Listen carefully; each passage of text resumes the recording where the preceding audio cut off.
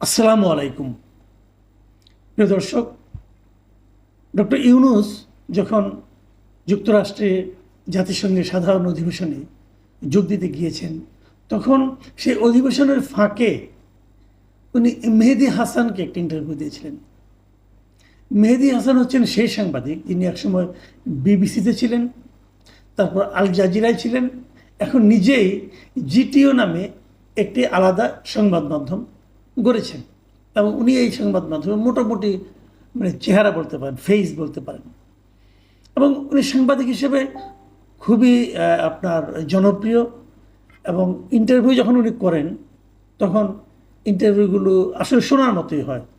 আপনাদের নিশ্চয়ই মনে আছে যে আওয়ামী লীগ সরকার থাকতে আওয়ামী লীগ সরকারের যিনি পররাষ্ট্র বিষয়ক উপদেষ্টা ছিলেন গওহর রিজভী, তাকে লন্ডনে একটা ইন্টারভিউ তখন বিবিসির পক্ষ থেকে রীতিমতো নাস্তানাবুদ করেছিলেন এই মেহেদী হাসান। উনি এর আগে 2017 সালের দিকে ডক্টর ইউনূসকেও ইন্টারভিউ করেছিলেন। তখন ডক্টর ইউনূস অবশ্য ক্ষমতার সঙ্গে সংশ্লিষ্ট ছিলেন না, তখন তিনি কেবলই একজন বাংলাদেশের নাগরিক এবং নোবেল বিজয়ী ছিলেন। যাই হোক, আমরা এই প্রসঙ্গে আমরা আসি। উনি যে ইন্টারভিউটা করেছেন এটা দুদিন আগের ইন্টারভিউ, 27 তারিখে সম্ভবত। বাট আমরা আজকে সকালে বিভিন্ন এবং অনেকে রাতে আমরা একটা রিল পেয়েছি প্রথম ফেসবুকে, 3 মিনিটের একটা রিল ছিল। সেই রিলে কিছু কিছু কথা ছিল।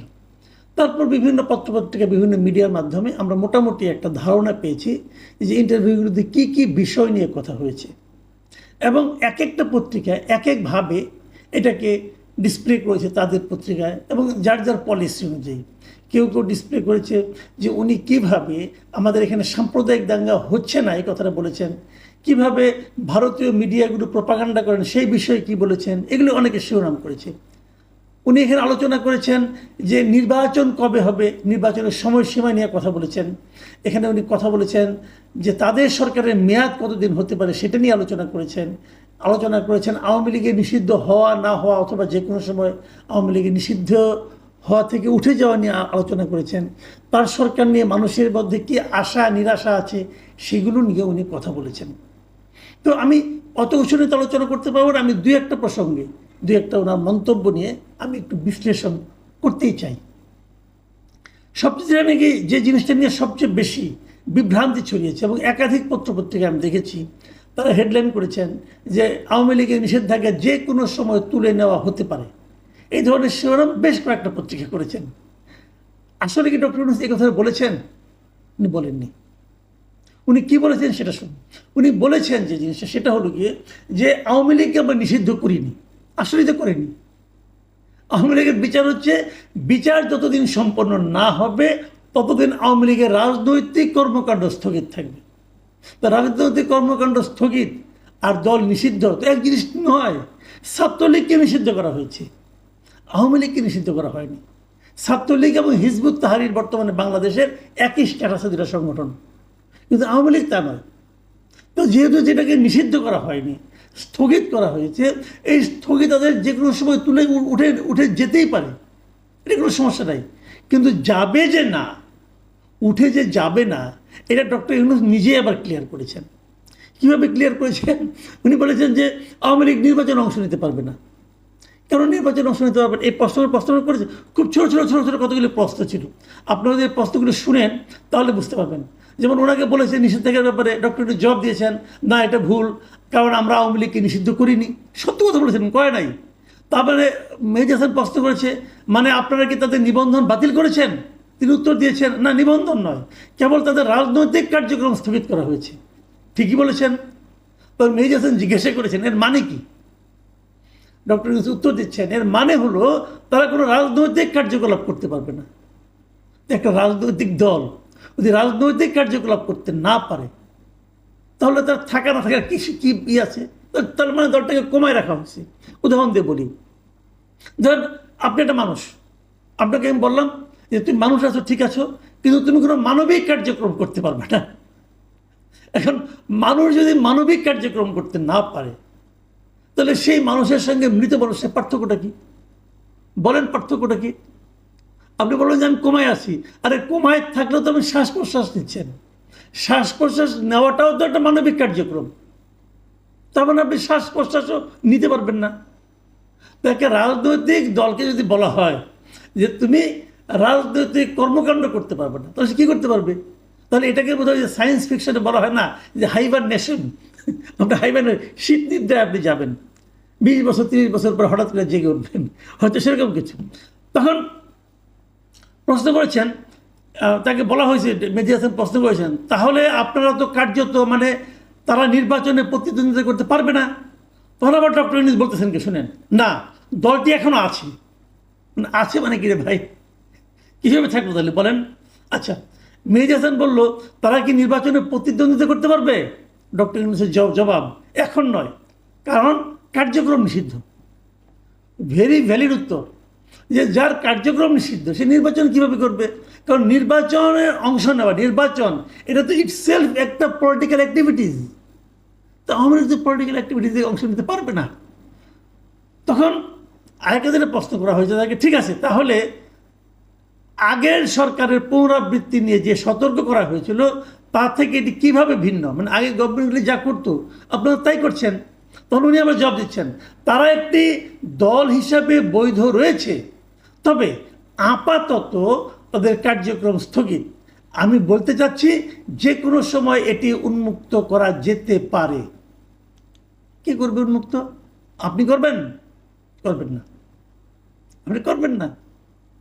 যে কোনো সময় হতে পারে, সেই যে কোনো সময়টা আজকে থেকে 20 বছরও লাগতে পারে, 10 বছরও লাগতে পারে, 10 বছর পরে হয়, সেটা যে কোনো সময় হলো।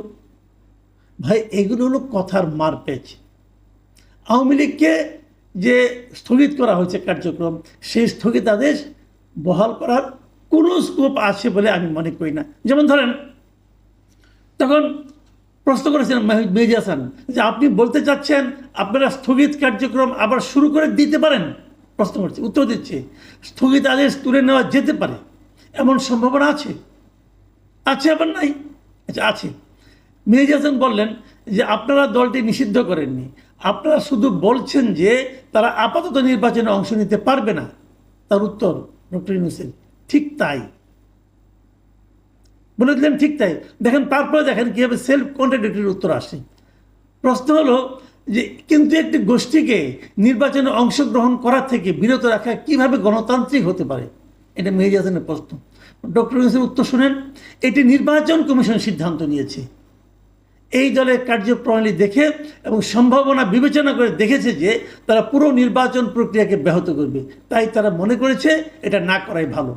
এই যে ডক্টর ইউনূসের বক্তব্যটুকু, এটাতে হলো চতুরতায় ভরপুর একটা বক্তব্য। উনি বলতে চাচ্ছেন যে নির্বাচন কমিশন সিদ্ধান্ত নিয়েছে যে তারা নির্বাচনে অংশ নিতে পারবে না। না, যখন তার আপনি রাজনৈতিক কর্মকাণ্ড স্থগিত করলেন তখনই তো ভার্চুয়ালি তার নির্বাচনে অংশগ্রহণ করা শেষ। তাই নির্বাচন কমিশনের উপর দায় চাপাচ্ছেন কেন? আমরা সবাই মনে করতাম না যে ডক্টর ইউনূস আসলে একজন অরাজনৈতিক ব্যক্তিত্ব? ভুল একদম। উনি রাজনীতিবিদদের নিয়ে খেলছেন, উনি রাজনৈতিক দলগুলোকে নিয়ে খেলছেন এবং ওনার কথার মারপ্যাচের মাধ্যমে প্রমাণ করার চেষ্টা করছেন যে উনি আসলে কিছুই বুঝেন না।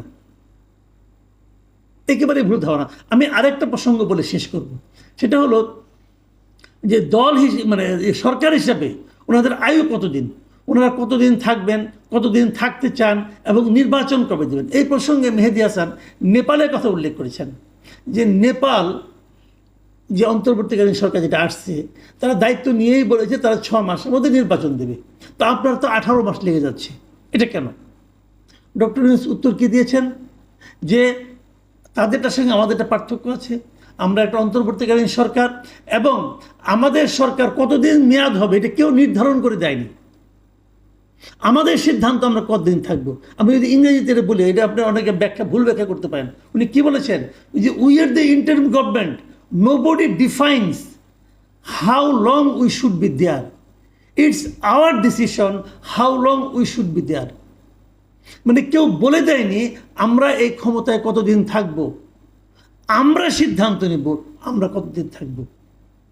ডক্টর ইউনূস এই কথাটাকে আপনি বলতে পারেন? কে ভাই আপনি? আপনি কে? আপনি কোন ক্ষমতার বলে আপনি বলতে পারেন যে আপনি সিদ্ধান্ত নেবেন আপনি কতদিন থাকবেন? এটা পৃথিবীর কেউ বলতে পারে? আপনি কি বলতে পারেন আপনি কতদিন বাঁচবেন? পৃথিবীর কেউ বলতে পারে? আপনি সিদ্ধান্ত নেবেন। আপনাকে এই এখতিয়ার কে দিল? এই এখতিয়ার আপনি কোথায় পেলেন যে আপনি সিদ্ধান্ত নেবেন যে আপনি কতদিন থাকবেন? এর চেয়ে ধৃষ্টতাপূর্ণ বক্তব্য হতে পারে না। এটা উনি বলেছেন, আমি এই জন্য ইংরেজিটা পড়লাম। এবং উনি আবার এর সঙ্গে এটাও বলেছেন, যখন বলছে যে অনেকে মেহেদী হাসান যখন বলেছেন যে অনেকে তো বলছে যে দেরি হয়ে যাচ্ছে নির্বাচন দিতে আপনাদের, তখন ওনার জবাব কে দিয়েছেন? হ্যাঁ বলেছে, কেউ কেউ বলেছে। আবার অনেকে তো এটাও বলেছে আপনি 5 বছর থাকেন, আপনার 10 বছর থাকেন, আপনার 50 বছর থাকেন, এটাও নাকি অনেকে বলেছে। তো কোনটা উনি গ্রহণ করবেন? আমার সব ধরনের মতামতই আছে। কাজে আমরা সিদ্ধান্ত নেব আমরা কতদিন থাকবো। ও গড, হায় আল্লাহ, এগুলি কি শুনছি আমরা এই লোকের মুখে। এটা ওই অনেক সময় আমি একটা উদাহরণ দিতাম, মাঝে মাঝে বলতাম যে সিন্দাবাদের ভূতের মতো অবস্থা হয়ে গেছে। সিন্দাবাদের বুড়ো ছিল না একটা, ঘাড়ে চেপে বসেছিল, আর নামে না। ওনার অবস্থা অনেকটা ওরকম হয়ে গেছে। তো মানে এই যে মানসিকতাটা, হয়তো উনি নামবেন, হয়তো উনি চাপে পড়ে ফেব্রুয়ারিতে নির্বাচনের কথা বলছেন, হয়তো বলছেন, কিন্তু আমি বলছি ওনার মানসিকতার কথা। উনি ভাবছেনটাকে নিয়ে নিজেকে। মনে রাখবেন ডক্টর ইউনূস, আপনাকে আর কথা বলি, এদেশে রিক্সাওয়ালা ঠিক করবে আপনি কয়দিন থাকবেন, এদেশের শ্রমিক ঠিক করবে আপনি কয়দিন থাকবেন, এদেশে যে লোকটা 2 বেলা খেতে পারে না সে ঠিক করবে আপনি কতদিন থাকবেন। তার ইচ্ছা অনিচ্ছার উপর আপনি থাকা না থাকাটা নির্ভর করবে, আপনার ইচ্ছা অনিচ্ছার উপর নয়। যে লোক বলে যে আমার ইচ্ছা ওই ইচ্ছার উপর আমি থাকবো কি থাকবো না, এটা আমার ইচ্ছা, বুঝতে হবে সেই লোকই স্বৈরাচারী। আপনি নিজেকে ওই খাতায় নিজের নাম লেখাচ্ছেন, বড় দুঃখজনক। এবং আমি মর্মাহত আপনার এই পতন দেখে, আপনার এই চিন্তার যে দৃঢ়তা, এটা আমাকে কষ্ট দিচ্ছে। প্রিয় দর্শক, আজ এ পর্যন্তই।